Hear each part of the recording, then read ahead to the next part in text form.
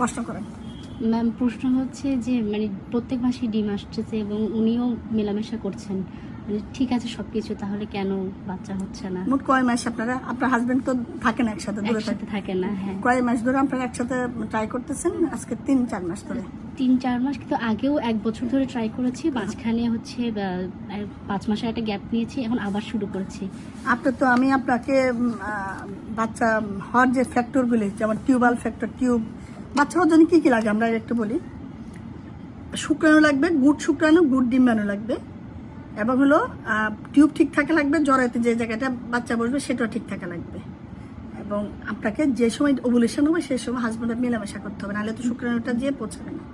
আপনার ক্ষেত্রে এগুলি সবই আমরা কিন্তু জানি যে ঠিকঠাক আছে, এবং আপনার ওভুলেশনটা হচ্ছে কিনা, ওভুলেশন ইন্ডিউসিং মেডিসিন দিয়ে ওভুলেশন করানো হচ্ছে, সে ওভুলেশনটা ট্র্যাকিং হচ্ছে, আমি টিবিএস করে দেখছি যে ওভুলেশন হচ্ছে কিনা, এবং ডিমও আসতেছে, আমরা ওভুলেশন ডিম ফাটার জন্য এসসিজি ট্রিগারও দিচ্ছি, এবং আপনি ফিল করতেছেন ওভুলেশন সবই ঠিকঠাক আছে, তারপরে কনসেপ্ট করতেছে না।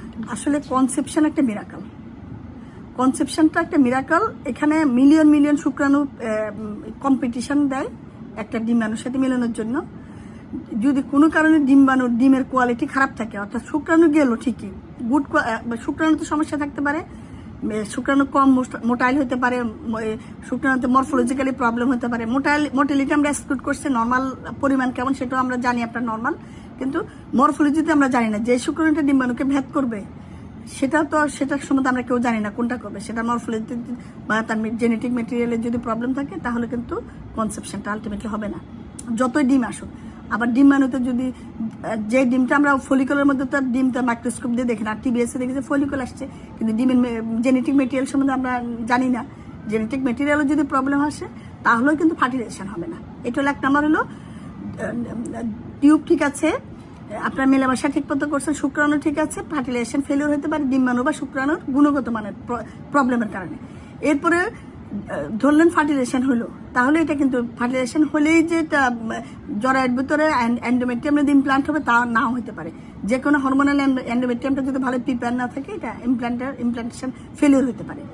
ইমপ্লান্টেশন হওয়ার পরও বাচ্চাটা তো সেল ডিভিশনের মাধ্যমে, কোষ বিভাজনের মাধ্যমে বড় হতে থাকে, সেখানে যাও কোষ বিভাজন ফেলিওর হতে পারে, কারণ জেনেটিক মেটেরিয়াল যদি সঠিক পরিমাণে না থাকে।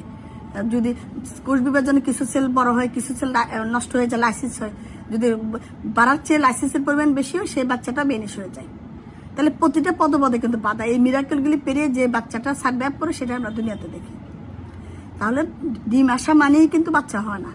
এই কারণে তো দেখেন আপনি ন্যাচারাল যে ফার্টিলিটি ন্যাচারাল যে ফেকান্ডিটি মাত্র 20%, অর্থাৎ 100 জন কাপড় যদি ট্রাই করে কনসেপশনের জন্য, মাত্র 20 জন হলেও কনসেপ্ট করবে, বা 80 জনও করবে না।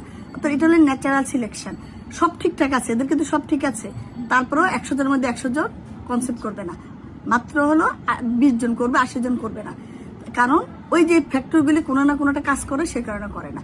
যতই আপনি আইভিএফ পর্যন্ত করেন, আইভিএফ আমরা কি করি, ভালো শুক্রাণুর সাথে ভালো ডিম্বাণুর মিলন ঘটায়, তাতেও কত ফার্টিলাইজেশন ম্যাক্সিমাম 30-40%। তার মানে সেখানেও তার ন্যাচারাল সিলেকশনটা এমন। তাহলে আপনি সেখানে নর্মাল আমরা যে মেলামেশা করতেছেন, সেটা তো আপনি কোনো কিছুই করতেছেন না, র্যান্ডমলি ছেড়ে দিচ্ছেন। তাহলে সেখানে কি আপনার মনে হয় যে 100 জন মা আমার কাছে চিকিৎসা 100 জনে কনসেপ্ট করে আসবে? আপনার কি মনে হয় এরকম হওয়ার কথা? হওয়ার কথা না। তাহলে আপনাকে এই ধৈর্যটা রাখতে হবে, একবার চিকিৎসা করে যেতে হবে, যদি লেগে যায় মতো, লটারির মতো, কিন্তু এটা মিরাকেল। আপনাকে চিকিৎসা আমরা ডিম এনে দেবো, আপনারা মেলামেশা করবেন, আল্লাহর রহমত হওয়া লাগবে না, আসলে বাচ্চারা হলে হবে না। এখন আপনি মন খারাপ করতে পারেন, আমার উপরে রাগ হতে পারেন, কিন্তু আমার কিচ্ছু করার নেই। আমার কাজ হলো আপনাকে বুঝিয়ে বলা এবং চিকিৎসা চালায় যাওয়া, আপনার কাছে চিকিৎসা চালায় যাওয়া, আল্লাহ যেদিন দেবে। কোনো অসুবিধা কিন্তু আপনাদের মধ্যে এখনো পাইনি। আর চিকিৎসা তো স্টেবল হয়। প্রথম আমরা বলে আপনার মেলামেশা করছেন, হয় নাই, তারপর আমার শরণাপন্ন হয়েছেন, এখন আমি বলে ইন্ডাকশন অ্যান্ড টাইম ইন্টারকোর্স করতে বললাম। এরপরে যদি এই প্রসেস 5-6 মাস চলবে, এতেও বাচ্চা না হলে আইইউআই করবো, আইইউআই 5 থেকে 6 মাস করবেন, আইইউআই তো যদি বাচ্চা না হয় লাস্ট হলে আইভিএফ।